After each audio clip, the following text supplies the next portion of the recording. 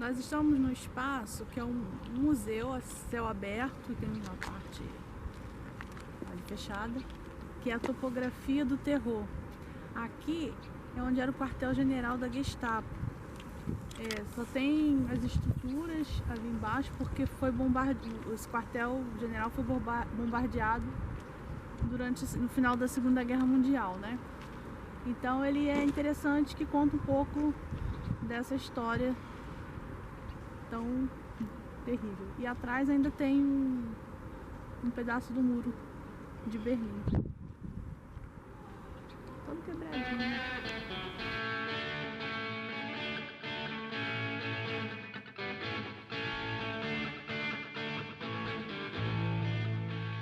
Estamos aqui dentro do Museu da Topografia do Terror e a entrada é grátis, o Wi-Fi também, o conhecimento também é grátis.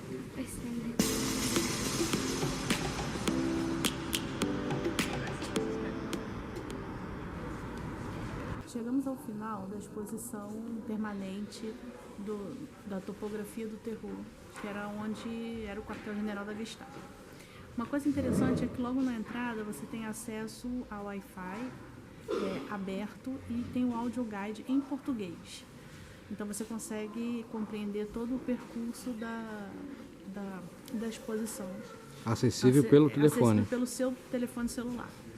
Né? Então aqui tudo é de graça, e a ideia realmente é que todas as pessoas tenham acesso a essa história, que é uma história recente e vai falando da construção do nazismo, das ideias do Hitler, como essas ideias eram sedutoras, de considerando as pessoas como inimigas, sabe lá por quê? Porque discordavam, porque eram diferentes.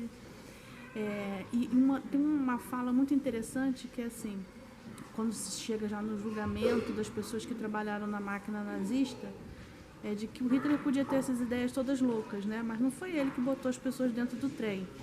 Foi lá e pegou dentro de casa e botou no trem, não foi ele que matou ninguém diretamente.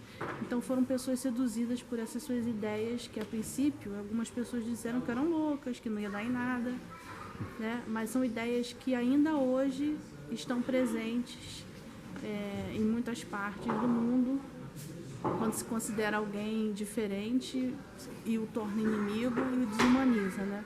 Então a ideia é realmente que a gente continue refletindo sobre esses acontecimentos para que eles não se repitam, não só aqui na Alemanha, mas em qualquer outro lugar.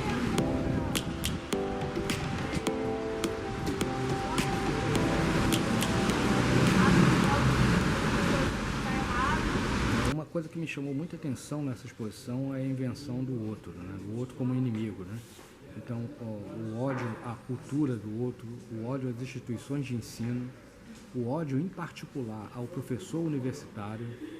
Então essas instituições vão ser aparelhadas, vão ser tomadas, vão ser objeto de política por parte dos nazistas.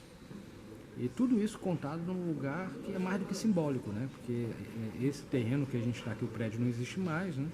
Mas esse terreno aqui é o que foi o terreno que abrigou, que estava o escritório do Himmler, que foi um dos arquitetos, né? Não foi o único, mas certamente um dos, digamos assim, dos pioneiros dessas ideias macabras, né? Estava aqui, nesse terreno que hoje abriga um museu com esse esforço de tentar produzir uma compreensão e que essas ideias sejam extirpadas, né? É um lugar incrível, merece ser visitado.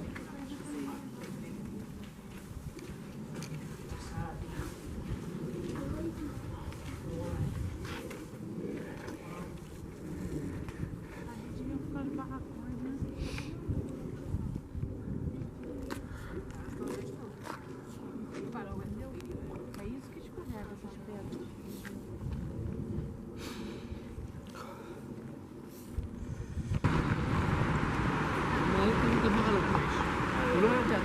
Ao fundo, aqui atrás de mim, vocês podem ver o parlamento alemão, né? Ele tem essa cúpula de vidro porque a original foi destruída num incêndio e ele é aberto à visitação pública, mas você precisa fazer um pré-cadastro e agendar a sua visita pela internet, no endereço que vai estar aparecendo aqui.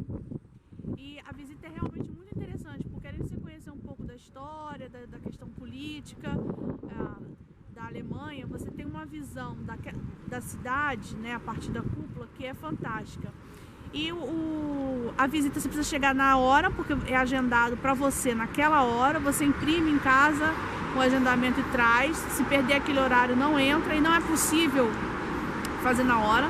A entrada é gratuita e tem o guia, né, o audio guide tem em português.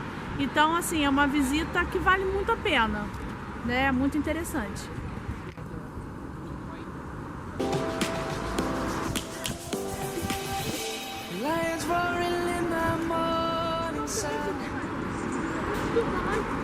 Acabamos de sair da exposição do Museu de História da Alemanha. Ele fica perto da Alexanderplatz e é um museu muito interessante porque ele vai dar conta de cerca de 1.500 anos de história, além da história do espaço, da organização da Alemanha, dos períodos de guerra e do pós-guerra e da reunificação. Ele também conta um pouco da história da língua germânica. Então é um museu que vale a pena, não é caro, bem localizado, e é um museu que você vai gastar aí uma manhã ou uma tarde se quiser conhecer tudo muito bem. É isso. Searching for a longer day.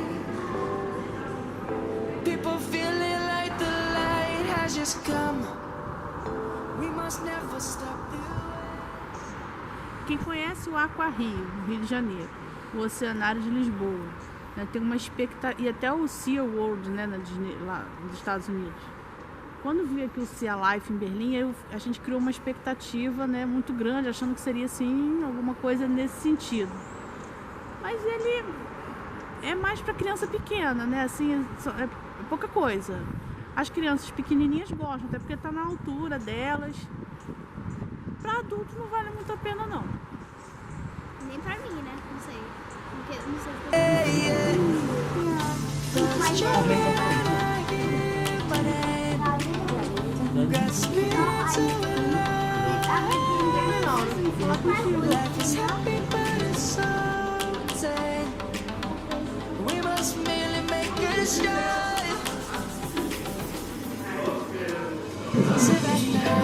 Ja, die wird dann noch so, im Übrigen, der ganze Abfallung wiegt 2000 Tonnen.